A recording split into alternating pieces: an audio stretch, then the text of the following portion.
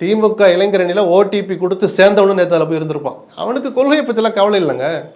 இல்ல அப்ப திமுக அந்த கூட்டத்துல இருந்த திமுக காரனும் விஜய் பக்கம் போவாங்கன்னு சொல்றீங்க. போயிட்டாங்கல்ல, போவதானங்க அந்த கூட்டம் கூடுது. அப்போ கூட்டத்திலேயே நீங்க போய் பார்வையாளரா பார்த்தா கூட திமுக காரவங்க திமுகவுக்கு ஓட்டு, அதிமுக காரவங்க அதிமுகவுக்கு ஓட்டுன்னு கூட போகலாம்ல. அது நிச்சயமா போகலாம். ஆனா அதனுடைய அந்த பெர்சன்டேஜ் ரொம்ப குறைவாக தான் அது இருக்கும்னு நினைக்கிறேன். ஏன்னா இந்த வெயில்ல காஞ்சிக்கிட்டு போறதுக்குன்னு ஒரு மனசு வேணும். கொஞ்சம் ப்ராக்டிக்கலாக யோசிங்க.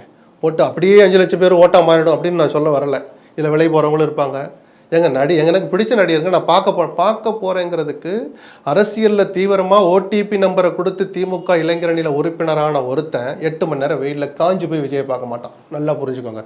கார் கிராஸ் ஆகும் பார்த்துக்கலாம், இப்படி கையை காட்டலாம் அப்படின்றப்பா வித்தியாசம் இருக்குன்னு சொல்ல வந்தேன். நீங்கள் எல்லாத்தையும் அளவிடுறதுக்கு ஒன்றும் மெஷின் கிடையாது, எக்யூப்மெண்ட்லாம் இன்னும் அப்படிலாம் வரலை. இவ்வளோ டெவலப் ஆன பிறகும் கூட ஒரு யூகம் பண்ணுறோம்.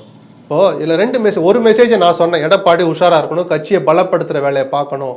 நீங்கள் பலவீனமாக இருந்தீங்கன்னா பிஜேபி கூப்பிட்டு போகாத அதிமுக தொண்டை விஜய் கூப்பிட்டா 10% யோசிப்பாங்கிற ஆபத்து அதில் இருக்குது. 100 பேரில் 10 பேர் போனாலும் அதிமுக அது இழப்பு தானே? இழப்பா இல்லை கட்சி பலம் பெறுமா? இழப்பு தானே.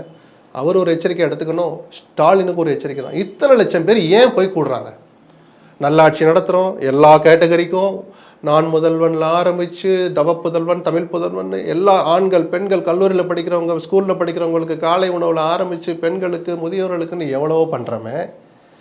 நம்ம மெனக்கடாத அளவுக்கு கூட மெனக்கடாமல் அல்லது நம்ம எடுத்த எஃபர்ட்டில் ஒரு பாதி எஃபர்ட்டை எடுத்துகிட்டு இவ்வளோ பெரிய கூட்டத்தை கூட்டுறாங்களே, இவங்களும் போகிறாங்களே ஏன்? நிஜமான ஒரு தலைவர் அதையும் தான் யோசிப்பார் நான் நம்புகிறேன். நான் இது எல்லாருக்குமான எச்சரிக்கை தான். ஐயோ வரக்கூடாத ஒரு தீவிரவாதி வந்துட்டான்னு அந்த எச்சரிக்கையில் சொல்லலை. உங்கள் வாக்கு வங்கி பறிபோகுது, அதுக்கு நீங்கள் கவனம் வேணா. முதல் பேட்டியிலேருந்தே சொல்லணும், ஒரு நாடறிஞ்ச ஒரு பிரபலம் ஒரு அரசியலுக்கு வராருன்னா எல்லாருக்கும் சேதாரம் இருக்கும். அது ஒரு இளைஞர் விஜயை பார்த்தா பெரிய வயதான முதியோர்லாம் இல்லை, இளைஞர்கள் அவரை நோக்கி போகிற போது இளைஞர் பட்டாளத்தை ஏற்கனவே வச்சிருக்கிற சீமான், திருமாவளவன், அண்ணாமலை போன்றவங்களாம் பாதிக்கப்படுவாங்க. அந்த இளைஞர்களுடைய வணிமகுடமாக ஒரு அதிகாரத்தை கொடுத்துருக்க பாருங்கன்னு உதயநிதியை கொண்டு போய் துணை முதல்வர் வச்சிருக்கோன்னு சொன்ன பிறகு கூட அங்கேயும் இளைஞர்கள் போறாங்க, சேர்றாங்க. ஆச்சி கொழுக்கட்டை மாவு வந்தாச்சு.